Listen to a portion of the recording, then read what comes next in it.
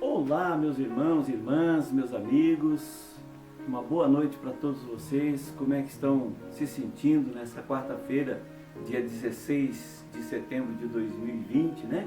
Ainda em plena quarentena, ainda não podemos nos reunir lá no nosso templo, na nossa igreja, mas veja só o que eu achei aqui no Salmo 84, na versão da Bíblia Viva. Veja como é interessante o que o salmista escreve. Ele diz assim: como é agradável estar no lugar da sua habitação, ó Senhor dos Exércitos. A minha alma suspira, sente muitas saudades do templo do Senhor. Meu coração e meu corpo vibram de emoção quando me aproximo do Deus vivo. Os pardais e andorinhas fazem seus ninhos, né, para proteger os seus filhotes perto dos seus altares, ó Senhor dos Exércitos, meu Rei e meu Deus. Como são felizes as pessoas que frequentemente estão na sua casa, louvando o seu nome sem cessar. Como são felizes as pessoas que fazem do Senhor a sua força e resolvem em seu coração seguir os retos caminhos de Deus. Como elas são capazes de transformar lugares secos em fontes de água, de transformar tristezas e sofrimentos em alegrias e bênçãos, em lugares cobertos de flores e frutos com as primeiras chuvas. Sempre que surge uma dificuldade, elas recebem a força de Deus, vão sempre ao templo em Sião para adorar o Senhor. Ó Senhor, Deus dos exércitos, ouça minha oração, ouça, ó Deus de Jacó. Olhe, ó Deus, que é o nosso escudo, trate com bondade o seu ungido. Mais vale passar um dia no seu templo que viver 1000 dias em qualquer outro lugar. Prefiro ficar humildemente à entrada da casa do meu Deus a viver na casa dos maus, pois o Senhor Deus é o nosso sol e o nosso escudo. Ele nos dá a sua graça e a sua honra e nunca deixa faltar coisa alguma aos que andam nos seus retos caminhos. Ó Senhor dos Exércitos, como são felizes aqueles que confiam no Senhor. Amém? Nós vamos louvar a Deus agora, relembrando o nosso coral Menorá, um cântico que foi apresentado em nossa igreja em alguns anos atrás, né? Relembrando, em função do aniversário da nossa igreja, vamos relembrar, vamos ver o que era e o que é ainda o nosso coral, né? Mas vamos relembrar essa linda canção junto com o coral. Vamos louvar a Senhor.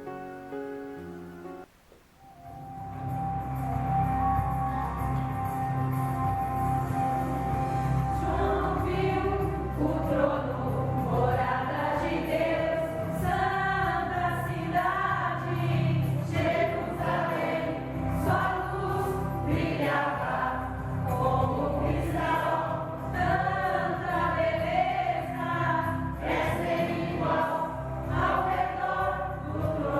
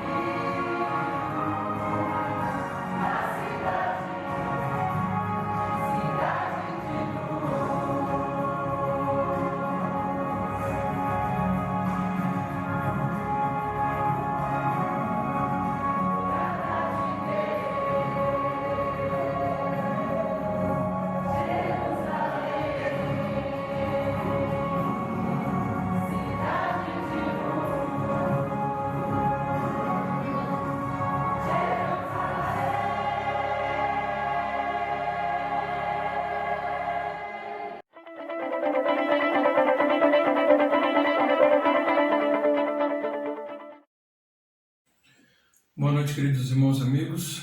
Nós estamos juntos mais uma vez para estudarmos o segundo livro de Pedro. Hoje nós vamos estudar alguns versículos dentro do possível do nosso tempo, versículos de 1 a 9. E nós vamos passar então a leitura desse texto para podermos apreciar.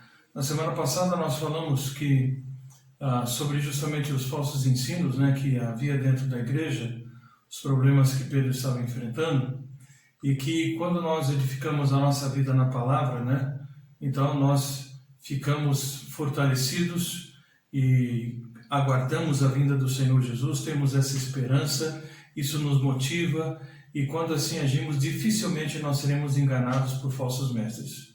Agora no capítulo 2 ele continua falando sobre essa questão dos falsos mestres, E ele faz uma transição justamente da veracidade das Escrituras para a falsidade dos mestres enganosos, Os falsos profetas, eles alegam misteriosamente ou mentirosamente, aliás, ser profetas ou profetizam coisas falsas. Já os falsos mestres, eles ensinavam as doutrinas falsas dos falsos profetas. Então veja bem, você tinha os falsos profetas, que estavam ensinando mentiras, e aí você tinha os falsos mestres ensinando as doutrinas dos falsos profetas. Então o diabo ele sempre cria um simulacro daquilo que é verdadeiro, uma simulação, O diabo ele cria falsos mestres, ele cria falsos crentes, ele cria um falso evangelho, ele cria uma falsa justiça, e um dia, ele apresentará ao mundo todo um falso Cristo. Então, os falsos mestres, eles podem ser descritos como Pedro os apresenta agora no capítulo 2, versículos de 1 a 9. Vamos ler primeiramente o versículo 1. Ele diz: "Contudo, assim como surgiram falsos profetas entre o povo de Israel, também surgirão falsos mestres entre vocês." Então ele faz uma analogia do passado e do presente. Então, falsos mestres, eles sempre existiram. Eles ensinarão astutamente heresias destrutivas e até negarão o mestre que os resgatou, trazendo sobre si mesmos a destruição repentina. Então, nós vemos que os falsos mestres, eles são promotores de falsas doutrinas. Os falsos mestres, diz aqui o texto, eles surgem no meio do povo de Deus. Eles se apresentam como ministros do Evangelho, E é por isso que eles são tão perigosos, porque são falsos, é uma falsificação. E para conhecer o falso, você precisa conhecer também o verdadeiro. Para saber aquilo que é falso, você precisa conhecer a verdade. Então, essas heresias, elas são destrutivas, destruidoras, elas causam grandes desastres. Os falsos mestres, eles são mais conhecidos por aquilo que eles negam do que por aquilo que eles afirmam. Eles negam a inspiração da Bíblia, eles negam o caráter pecaminoso do ser humano, eles negam a morte substitutiva de Cristo na cruz do Calvário por cada um de nós, eles negam a salvação somente pela fé e negam também o julgamento eterno. Então eles estão sempre negando todas as coisas, e aqui ele diz que os seus ensinos são destrutivos, E eles vão trazer sobre si, então, a repentina destruição. No versículo 2 ele diz que aquilo em que uma pessoa acredita, determina aquilo que ele faz. Ele diz, por exemplo, muitos seguirão a imoralidade vergonhosa desses mestres. Muitos seguirão a imoralidade vergonhosa desses mestres. E por causa deles o caminho da verdade será difamado. Então, porque os falsos mestres pregavam a falsa doutrina, eles viviam uma vida falsa, uma vida enganosa. E essas práticas libertinas, erradas, elas eram ensinadas então para os fiéis e eram seguidas, essas práticas mentirosas. Então, por causa do seu discipulado, por causa do seu ensino, a sua influência, o seu envolvimento com essas pessoas, o Evangelho ele era maculado e o caminho da verdade era difamado, infamado. Mas afinal, o que eram essas práticas libertinas que ele diz aqui? A tradução do grego é uma palavra chamada algeseia, né? Que se refere a uma imoralidade sem pudor. Ou seja, ela descreve a atitude da pessoa que perdeu a vergonha por completo e não dá a mínima importância, né, sobre a sua própria reputação, não está preocupado com isso. Ele nem se preocupa com o juízo de Deus e nem com o pensamento dos homens, o juízo dos homens. Ele simplesmente perdeu totalmente a vergonha, né, e age a seu bel prazer e não prestando contas a quem quer que seja, né, mas fazendo apenas aquilo que lhe dá vontade de fazer. Tá? Então é isso que ele fala aqui no versículo 2. O versículo 3, ele começa a falar de que esses homens, esses falsos mestres, esses falsos profetas, eles são movidos pelo dinheiro. Veja o que ele diz: em sua ganância inventarão mentiras astutas para explorar vocês. As suas vidas, elas são governadas então pela avareza, pelo amor ao dinheiro. A palavra avareza é uma tradução do vocábulo grego, né? É pleonexia, que significa o desejo de possuir cada vez mais. Isso equivale à ânsia de possuir aquilo que o homem não tem direito de desejar e muito menos de tomar para si. Os falsos mestres, eles estavam interessados nos bens que as pessoas tinham e não na salvação delas. Não estavam preocupados com as suas almas, mas naquilo que eles tinham e que podiam tirar deles. Eles eram exploradores e não pastores do rebanho. Eles usavam o ministério para fazer dinheiro e não para fazer a obra de Deus. Então é isso que Pedro está deixando claro aqui. E para isso eles usavam palavras fictícias. Tá? Ele diz aqui mentiras astutas, em outra tradução palavras fictícias. Né? E o termo aqui grego é plastos, de onde vem a palavra plástico, ou seja, palavras de plástico. Palavras que podem significar, né, qualquer coisa ou coisa nenhuma. Palavras de plástico. O que significa? Tudo e nada. Esses homens torcem a palavra sem nenhum pudor. Para quê? Para obter lucros cada vez mais gordos. Por causa então da sua avareza, do seu desejo de ter mais e mais fortuna, dinheiro, enriquecimento. Não estão preocupados com as almas, mas sim com o seu bem-estar. O versículo 3 ele ainda continua dizendo o seguinte: mas eles já foram condenados há muito tempo, e sua destruição não tardará. Então esses mestres eles podem até prosperar por algum tempo, mas não o tempo todo. Eles podem enganar a muitos por longo tempo, mas diz a palavra que o juízo de Deus vai alcançá-los um dia. Deus ele tem zelo pela sua palavra e tem zelo pelo seu povo. E aqueles que se lançam, né, na maldita obra de torcer a verdade e usam a mentira para viver uma vida subterrânea e desregrada, e ao mesmo tempo que eles estão explorando todos os fiéis, a Bíblia diz de que eles não ficarão impunes. Eles serão julgados, serão punidos por essa atitude para com o povo de Deus. Então é isso que Pedro deixa bem claro aqui. Essas coisas aconteceram sempre na vida do ser humano. A ganância, né, o pecado sempre existiu e continua nos dias de hoje da mesma forma. No versículo 4, ele diz o seguinte, né?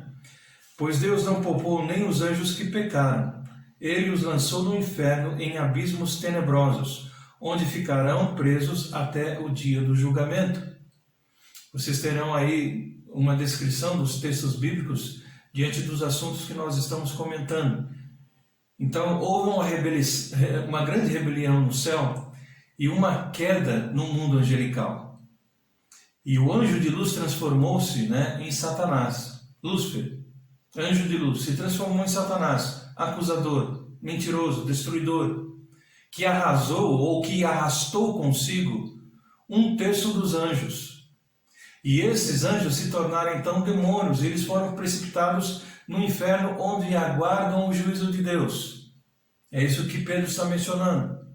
E se Deus não poupou os anjos que estavam no céu e os lançou no inferno, ele também não punirá os mestres que estão insistindo em fazer o povo desviar. O certo é que eles serão punidos por isso.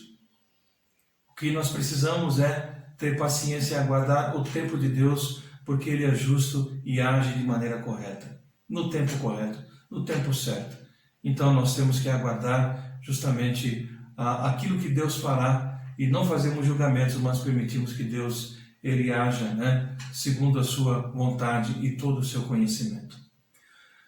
O versículo 5, ele diz que ainda nesse mesmo assunto, ele diz: não poupou o mundo antigo, mas protegeu Noé, que proclamava a justiça, e 7 pessoas da sua família, quando destruiu com um dilúvio o mundo dos perversos.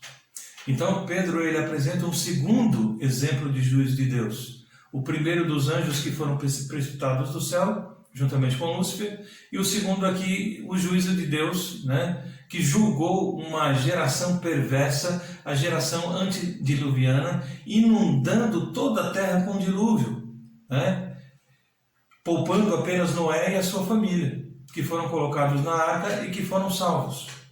Então Pedro ele retrata aqui a desobediência dos perversos e a salvação dos justos. Aqueles que são justos foram justificados pelo Senhor, eles serão salvos. Os perversos serão totalmente destruídos. Então, se Deus não poupou os anjos, se Deus não poupou os homens, Ele pouparia a todos esses falsos mestres? De jeito nenhum. Sabe por quê? Porque Deus é justo. E Ele não há de poupar essas pessoas. Eles podem misturar aí palavras de verdade, podem colocar aí nesse meio a palavra de Deus, mas o sentimento deles, a intenção deles, Deus conhece. E sabe que não é de abençoar o rebanho, é apenas de tirar toda a lã desse rebanho. Tirar tudo que for possível deles para poder se dar bem na vida, se dar bem financeiramente. Então isso é o que Pedro está dizendo sobre os homens naquela época. E isso é o que tem ocorrido em toda a história da igreja. E continua acontecendo, infelizmente. Mas Deus ele deixa bem claro que Ele há de julgar essas pessoas. O versículo 6, ele continua usando ainda exemplos do Velho Testamento.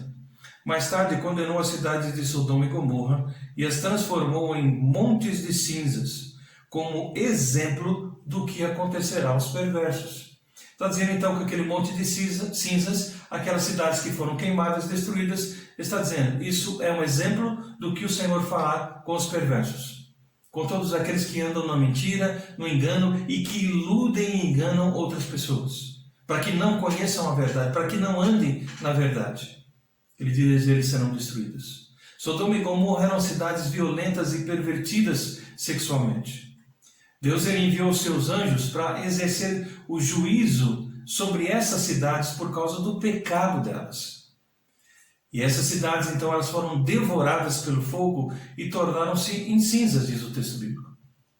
E o ensino e o comportamento desses falsos mestres, elas acabam produzindo sofrimentos e desastres. Seja nos dias de Ló, seja nos dias de Pedro, seja nos nossos dias. Então, esses falsos ensinos, eles sempre produzem sofrimento. Em toda a época da história, na vida das pessoas. Agora, uma coisa importante de nós frisarmos. Nem o sofrimento e nem a morte podem afastar os homens de Deus. Guarde isso. Nem o sofrimento e nem a morte podem afastar os homens de Deus. Mas o pecado pode. O pecado pode afastar.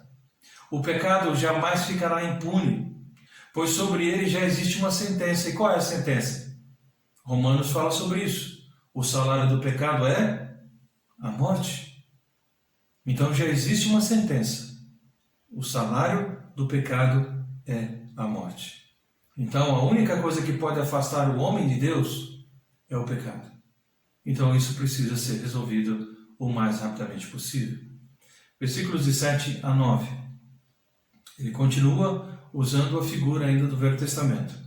Em contrapartida, resgatou Ló, tirando-o de Sodoma, por ser ele um homem justo, afligido com a vergonhosa imoralidade dos perversos ao seu redor. Era atormentado, era afligido por tudo isso.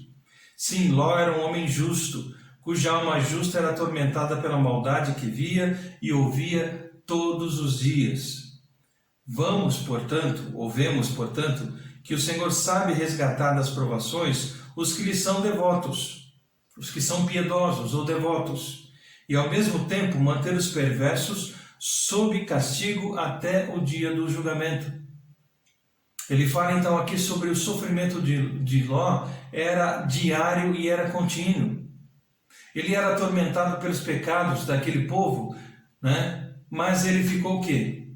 Acomodado. Via aquilo acontecendo todos os dias ao seu redor, mas ele não saiu da cidade. Ele ficou acomodado. E por causa dessa acomodação, ele perdeu a sua autoridade dentro da sua própria família, que foi influenciada por aquele povo, e não influenciada por ele, Ló. Mas a sua família foi influenciada pelos pecados do povo. Diz a palavra que Ló precisou ser arrancado de Sodoma, tirado de Sodoma. Anjos precisaram ir até lá para tirá-lo daquela cidade. E o que isso nos revela? Revela justamente o favor imerecido que ele, o nosso Deus, dá aos homens por causa daquilo que ele, Deus, é. E não por causa daquilo que os homens são. Então, porque Deus é misericordioso e é gracioso, então ele vai até lá e resgata, abençoa, tira a pessoa daquele sufoco. Deus sabe livrar da provação os piedosos, os devotos, segundo o que acabamos de ler. Deus nunca permite, amados, que nós sejamos provados além das nossas forças. Mas no momento certo ele tem um escape, e é isso que ele mostrou claramente na vida de Ló. Deus nunca permite, então, que nós sejamos tentados além das nossas forças. Mas nós precisamos analisar o seguinte: nós temos sido afligidos hoje por aquilo que nós temos visto, pelas coisas que estão ao nosso redor, ou nós estamos com a nossa mente cauterizada, nós estamos com os nossos sentidos anestesiados. Nós estamos sendo afligidos por aquilo que nós vemos na TV, aquilo que nós vemos nos jornais, o que nós vemos nas ruas todos os dias. A impunidade que nós vemos em meio a tantas coisas erradas acontecendo, nós ficamos acomodados com isso? Ou ficamos perplexos? Ou ficamos incomodados, desejando que essas coisas mudem? Nós estamos anestesiados, apáticos diante da gritante violação de todos os padrões morais que nós estamos vendo? Ou nós estamos já imaginando que tudo isso é normal? Nós estamos aceitando essas coisas como normais? Os padrões morais têm sido totalmente violados. E qual é o nosso sentimento com relação a tudo isso? Deve haver sempre um sentimento de indignação no coração daquele que ama o Senhor e um desejo de ajudar e cooperar para que isso mude e para que pessoas sejam libertas dessa vida de imoralidade, dessa vida distante do Senhor e da sua palavra. Então isso é muito importante, meus queridos, que nós possamos assim agir. Ninguém que vive deliberadamente no erro, escute isso, ninguém que vive deliberadamente no erro e no pecado e anda na imoralidade vai ficar impune. Não pense você que você ficará impune vivendo no erro, no pecado deliberado, na imoralidade e que nada vai acontecer. O dia do juízo está marcado. Aqueles que fazem chacota do juízo divino, um dia vão ter que experimentar esse juízo. Não é o nosso desejo, nós não estamos desejando que ninguém passe por isso. Nós não estamos com um sentimento vingativo para que as pessoas, por mais perversas que elas sejam, elas passem por isso. Mas a palavra de Deus é clara que o salário do pecado é a morte. E aquilo que o homem planta é o que ele vai colher. Então, portanto, ninguém vai escapar impune. Quem fica zombando, fazendo chacota do juízo de Deus, da palavra de Deus, daquilo que nós falamos a respeito da sua santidade e da forma como ele trata com o ser humano e como ele deseja que o ser humano se apresente diante dele, se a pessoa não se emendar, um dia vai ter que experimentar o juízo de Deus. Não vai passar impune. E como nós dissemos, esse dia já está marcado. É o grande dia do juízo. E isso acontecerá. Por mais que você deboche Por mais que você zombe disso, isso é uma questão que vai acontecer e nós temos certeza disso porque nós cremos na santa palavra de Deus, nós cremos que ela é verdade e que ela se cumpre. Ela tem se cumprido ao longo da história e ela vai continuar se cumprindo. Então, meu querido, enquanto é tempo, resolva a sua vida com Deus. Busque o Senhor Jesus, entregue o seu caminho ao Senhor, entregue a sua vida ao Senhor. Receba como o único e suficiente Salvador da sua vida.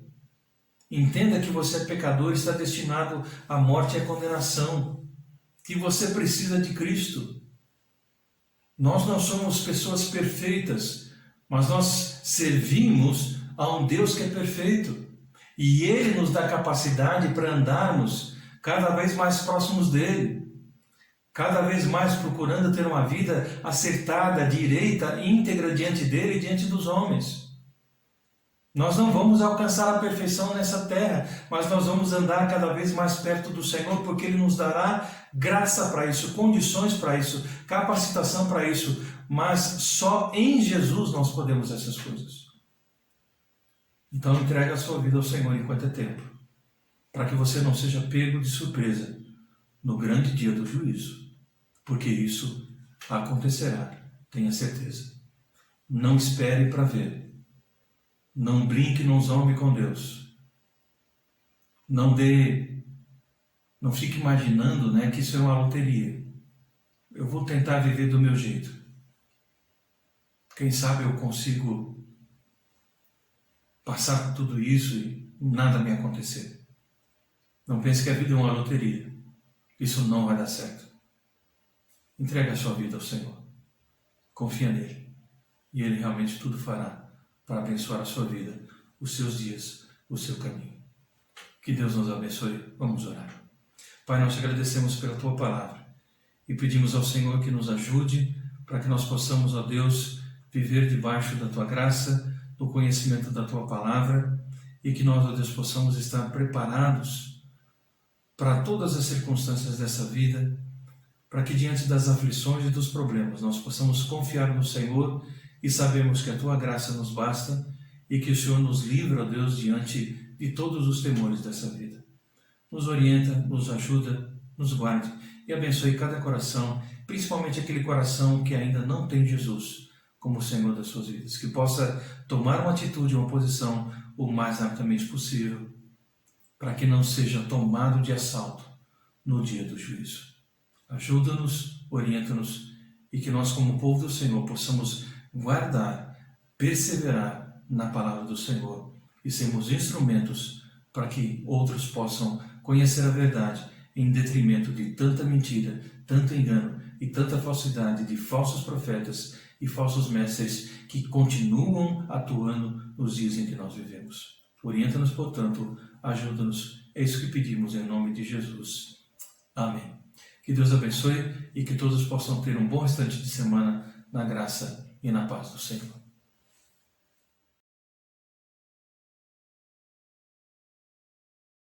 Amém, meus irmãos? Que bênção, né? Poder ouvir a palavra de Deus, poder meditar na palavra de Deus. Deus seja louvado por isso, que o Senhor aplique as verdades da sua palavra nos nossos corações. Amém? Eu quero começar orando, especialmente pelo Gerson e pela Flávia. Hoje eles estão completando 20 anos de casados, né?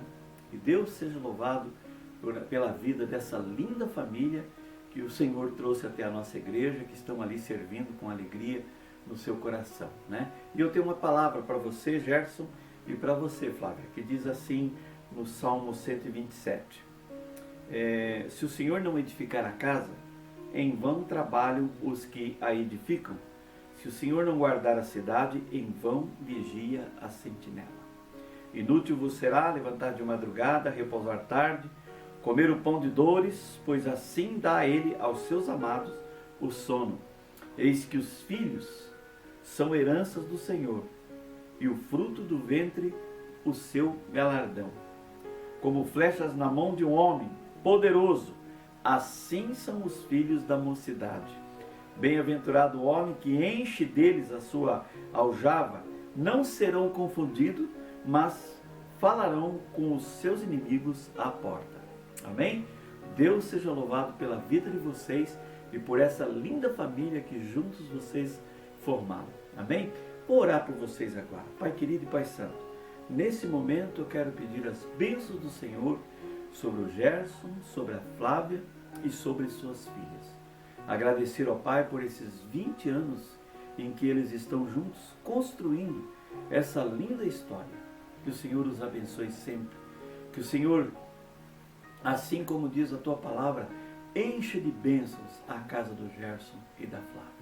Nós oramos, ó Pai, e agradecemos pelo tempo em que eles se dispõem a servir ao Senhor, com alegria dentro dos seus corações. Nós oramos assim e agradecemos pela vida deles, em nome do Senhor Jesus. Amém? Parabéns para vocês, que Deus abençoe. E eu quero fazer uma fofoquinha. Amanhã é aniversário da Flávia, tá? Então você amanhã manda uma mensagem para ela, que é o aniversário dela. Benção? Érica, ganhei de você, hein? Avisei antes de você. Amém. Vamos lá. Meus irmãos, nós temos feito as orações nesses dias, né? E eu tenho colocado famílias diante do Senhor, né? Então hoje eu quero passar para vocês aqui, em seguida nós estaremos orando. Vamos orar pela Marlúcia, pela Lúcia, pelo Robson, pela Ana Paula e pelo Miguelzinho. Amém? Orar por essa família que também sempre servindo a Deus. Orar também pela Cris, né? A Cristiane, pelo Marcelo, seu filho, que faz parte do louvor, e pelo Guilherme e pela Isabela. Vamos estar orando por eles também, né? Vamos orar também pela Mari e pela Emily.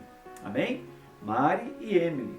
Oramos também pela Kátia, pelo Roman e pela Luísa, né? A Kátia, que é minha prima, pelo Roman e pela Luísa, a filhinha deles, né? Vamos orar também pela Ieda, pelo João, lá de Bolsa Nova, pelas suas filhas Ana Flávia e Ana Carolina. Amém? E também orar pelo Carlos e pela Linda Mir, né? Carlos que fez aniversário essa semana, se não me engano. Então orar por ela, pelo Carlos, pela Linda Mir, pelas filhas deles, né? Pelos genros e pelos netinhas, as netinhas deles, né? Que Deus os abençoe. Também quero orar pelo Peter e pela sua esposa e pela sua mãe. Amém? O Peter, um abraço para você, Peter. Faz tempo que nós não trocamos mensagem, né? Mas estamos com saudades também de você, de todos, né? Mas eu tenho uma saudade de você, porque a gente sempre está trocando uma mensagem. Manda um oi para mim, Peter. Amém? Vamos orar também pela pequena Sofia. Orar pela Elaine, que é sobrinha da Imar.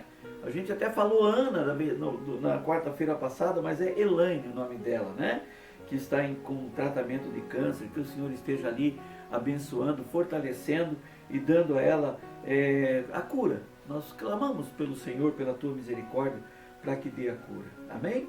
A Isilda também pede pelo Washington, que ele tenha alta do hospital, né? Pois ele está já há mais de 40 dias hospitalizado. Então estejam orando pelo Washington, tá?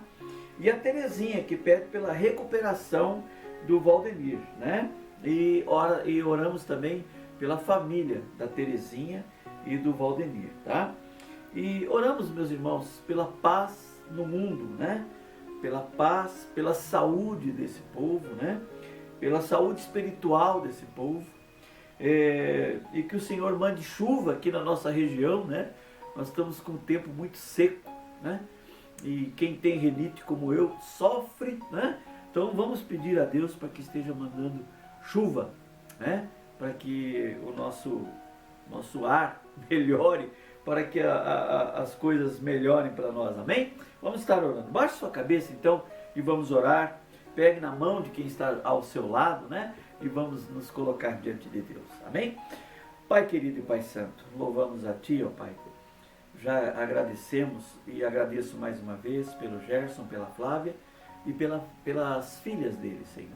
E principalmente porque o Gerson, Pai, está precisando de trabalho, precisando de emprego, precisando de sustento para a sua família.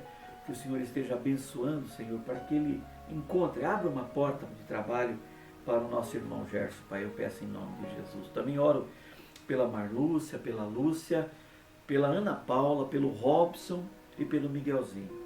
Agradeço, Pai, pelo trabalho do Robson, da Marlúcia, da Ana Paula, sempre servindo ao Senhor, sempre se colocando à sua disposição. Assim como a Cris, junto com o Marcelinho, Pai, que sempre estão louvando, glorificando a Deus, trabalhando na Tua obra.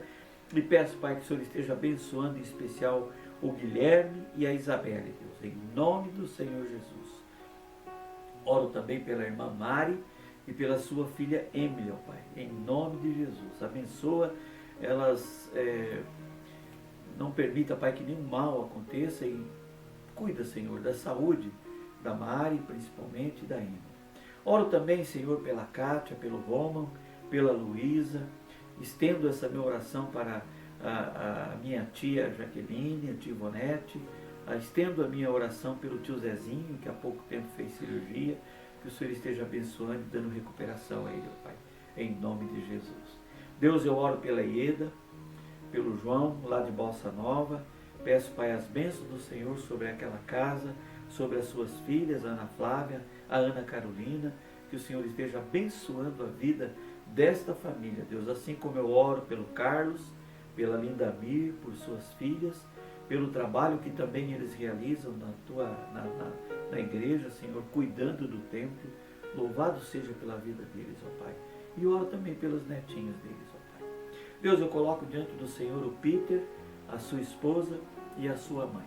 Abençoa, Senhor, a vida do Peter, dá paz no coração dele, dá para ele, Senhor, a certeza e a segurança de que o Senhor está sempre com ele, cuidando dele e da sua casa, em nome do Senhor.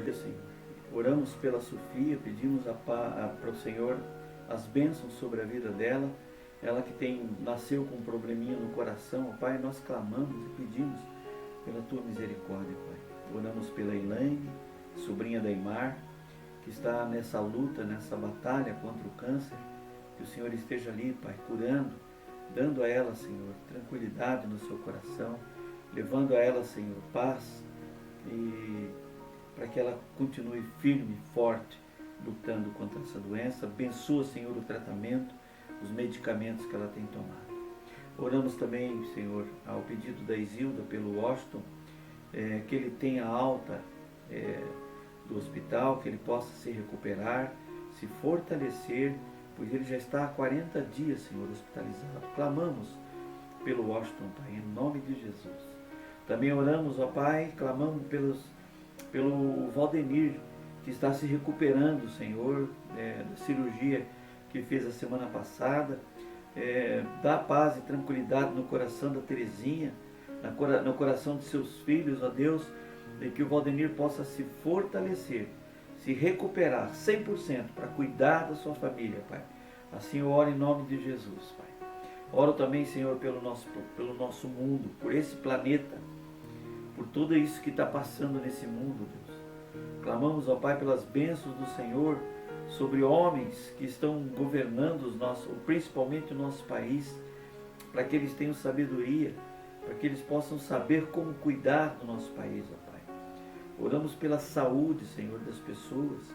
Oramos, ó Pai, pelos médicos, pelos enfermeiros, pelos técnicos de enfermagens, pelos cientistas que estão nessa luta contra esse Covid-19, para que a cura seja encontrada o mais breve possível, Senhor, para que possamos continuar a nossa vida, continuar o nosso trabalho, continuar, Senhor, a servir ao Senhor lá no templo, na igreja, nos reunirmos para louvor e honra do Teu santo e precioso nome. Eu agradeço, Deus, por tudo isso, em nome do Senhor Jesus. Amém, meus irmãos?